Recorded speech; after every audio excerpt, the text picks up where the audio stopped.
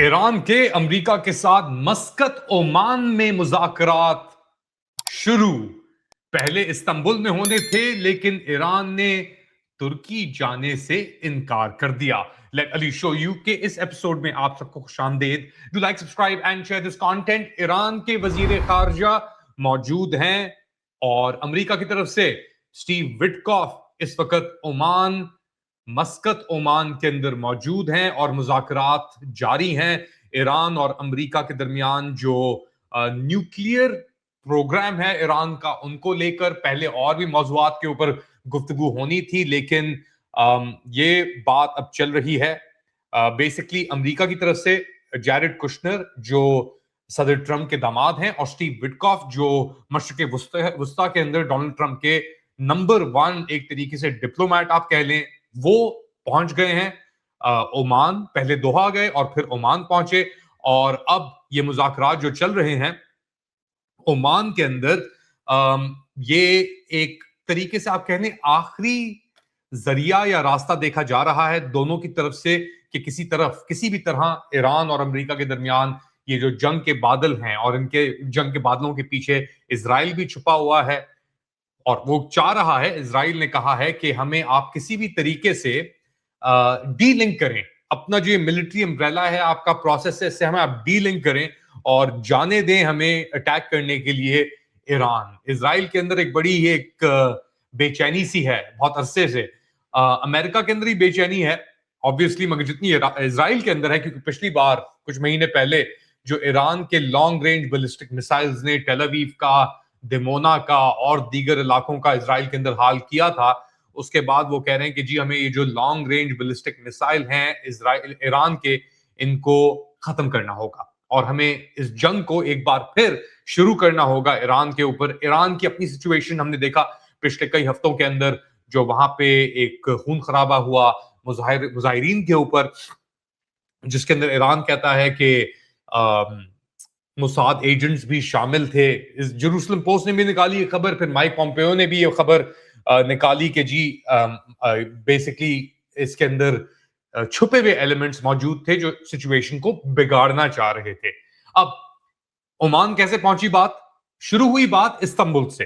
America ने announce किया कि जी हम एक मल्टीलैटरल कॉन्फ्रेंस करना चाह रहे हैं हम इस्तांबुल के अंदर, और उसके अंदर पाकिस्तान को भी दावत दी गई, सऊदी अरब भी था और दीगर और जो रीजनल ममालिक थे, मुत्तहदा अरब अमीरात, तुर्की वगैरह, तो वो पहले कहा कि जी वहां पे हो रही है कॉन्फ्रेंस। मगर फिर ईरान ने कहा सॉरी, अगर आपने बात करनी है तो वो आमने सामने सिर्फ हम दोनों के दरमियान बात हो सकती है, यानी अमेरिका और ईरान के दरमियान वो बात हो सकती है और वो इस्तांबुल में नहीं होगी। अब क्या ईरान इस्तांबुल तुर्की के ऊपर थोड़ा तफ्शीश की निगाह से देख रहा है? शक है उससे थोड़ा नीयत के ऊपर रजब तैयब एर्दोआन की? मुमकिन हो सकता है, क्योंकि एर्दोआन भी अभी मिस्र में थे, सऊदी अरब में थे, नेटो एलाई भी हैं, अजरबैजान और इजराइल के दरमियान जो तेल की सप्लाई होती है उसके अंदर भी किरदार है तुर्की का। ट्रांसपोर्ट तो वाइड तुर्की होता है ना, वो Azerbaijan to Georgia to Turkey जेहुन और फिर वहां से किश्तियों पे चढ़ के हाइफा की तरफ जाता है जो अजेरी एनर्जी और गैस है वो। तो ईरान के अंदर बड़े तहफुजात हैं। ईरान ने पिछले कुछ दिनों के अंदर अजरबैजान बॉर्डर के ऊपर कंसाइनमेंट्स भी, उनका एलिगेशन है कि पकड़ी है कि ट्रांसपोर्ट हो रहे थे, वायरलेस सेट्स थे, कुछ फ्यूजेस थे, ऐसी चीजें उन्होंने अपने मीडिया के ऊपर भी दिखाई। तो इस सिलसिले में लेकर ईरान ने कहा कि मुस्तरद कर दिया आइडिया, इस्तांबुल में ये बातें नहीं हो सकती और ये सब लोगों को चल के नहीं हो सकती। मुझे पता है, याद है पाकिस्तान का जब भी आया था नाम, तो पाकिस्तानी बड़े खुश होके, जो रिजीम के प्रोपेगेंडिस्ट अब ऑनलाइन आपको मिलते हैं बेचारे, एक एक बुरी सिचुएशन को अच्छा दिखाने की हमेशा कोशिश कर रहे होते हैं वो। उसके अंदर हमारे कुछ पुराने कॉलीग भी हैं, मगर वो बात अलग है। तो वो पाकिस्तान कह रहा था कि जी देखें हमारी अहमियत, कितनी अहमियत है हमारी, हमें ही बुलाया है उन्होंने यहाँ पे। हाँ जी, आपकी हम अहमियत जानते हैं कितनी है। खैर एनीवेज, इस वक्त ओमान और ओमान के दारुल हुकूमत मस्कत के अंदर ये गुफ्तगू जारी है और इसके अंदर वो 9 ममालिक तो नहीं है जो इस्तांबुल के अंदर इनवाइटेड थे, मगर अमेरिका जरूर है। अमेरिका के जो सेक्रेटरी हैं, secretary of state Marco Rubio, उन्होंने कहा है कि कोई भी मुआहिदा अगर होता है तो वो ना सिर्फ ईरानी एटमी ताकत या कुव्वत के ऊपर होना होगा, बट जो मिसाइल रेंज है, जो मिसाइल्स ईरान मार रहा था इजराइल की तरफ, उनको भी उसको एड्रेस करना होगा। अब इसके ऊपर बड़ी गलत खबरें चल रही हैं, बहुत ऑब्फुस्केशन करने की बात की जा रही है, स्पेशली जो प्रो इजराइल या इजरायली जराए हैं, जैसे बराक राविद हैं करके, एक्सियोस के लिए वो लिखते हैं। तो पहले उन्होंने कहा खत्म हो गए, मुज़ाकरात खत्म हो गए, फिर दोबारा शुरू हो गए, फिर दोबारा खत्म हो गए। तो ये डामकडोल सिचुएशन चल रही है।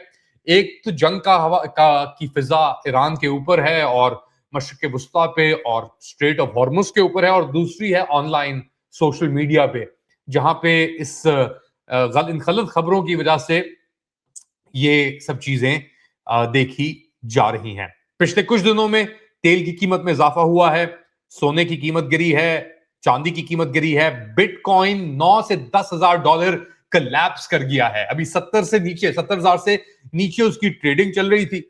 तो आप देख सकते हैं कितनी वॉलेटाइल सिचुएशन इस वक्त मौजूद है पूरी दुनिया के अंदर इस चीज को लेकर। मार्को रूबियो ने क्या बात की थी वो मैं आपको बात सुनाता हूं। तो सुने, ये स्टेट डिपार्टमेंट की तरफ से वीडियो शाया हुई है कि वो क्या कह रहे हैं कि जी क्या ऑब्जेक्टिव है इन मुज़ाकरात का, कि अगर इन मुज़ाकरात को मायना खेज बनाना चाहता है ईरान और अमेरिका तो क्या होना पड़ेगा। सुनिए। As far as the topic of those discussions and what the agenda needs to be, look, I think in order for talks to actually lead to something meaningful, they will have to include certain things. And that includes the range of their ballistic missiles. That includes their sponsorship of terrorist organizations across the region. That includes the nuclear program, and that includes the treatment of their own people. तो ये थे अमेरिकी secretary of state वजीर खारजा Marco Rubio, और ये कह रहे थे कि रेंज ऑफ बैलिस्टिक मिसाइल जो ईरान के पास है उसके ऊपर बातचीत होनी जरूरी है और मुआहिदा होना जरूरी है अगर आप चाहते हैं कि ये कामयाब हो, ये मुज़ाकरात कामयाब हो। अब ईरान, इसके अलावा उन्होंने कहा कि जी दहशतगर्द तंजीमों को जो ईरान सपोर्ट करता है पूरे खित्ते के अंदर, उसके ऊपर भी बात होनी है, और जो मुजाहिरीन अपने लोगों के साथ जो वो रवैया कर रहा है उस पर भी बात होनी और मुआहिदा होना जरूरी है अगर ये मुआहिदे कामयाब, अगर ईरान चाहता है कि ये मुआहिदे कामयाब हों। अब मार्को रूबियो किसकी जुबान बोल रहा है ये भी हम जानते हैं, किसकी जुबान वो नहीं बोल रहा ये भी हम जानते हैं, कौन क्या चाह रहा है पूरे खित्ते में ये भी हम जानते हैं। ईरान और सऊदी अरब के दरमियान ताल्लुकात जारी हैं। ईरान और तुर्की के दरमियान इस वक्त ताल्लुकात थोड़े से जरा मंडरा रहे हैं, और ईरान और पाकिस्तान के दरमियान जो ताल्लुकात हैं वो हमारे सामने ही हैं। हम सब जानते हैं कि कौन किधर खड़ा है, लाइंस आर ड्रॉन। अब ऑब्वियसली मुज़ाकरात जारी हैं, इनके ऊपर जिस तरह और डेवलपमेंट आती रहेगी मैं आप तक पहुंचाता रहूंगा, मगर फिलहाल इतना ही। आप लोग क्या समझते हैं बताएं मुझे कमेंट सेक्शन के अंदर। Do like, subscribe and share this content. थोड़ी देर बाद दोबारा हाजिर हूंगा अपडेट के साथ, तब तक के लिए टेक केयर।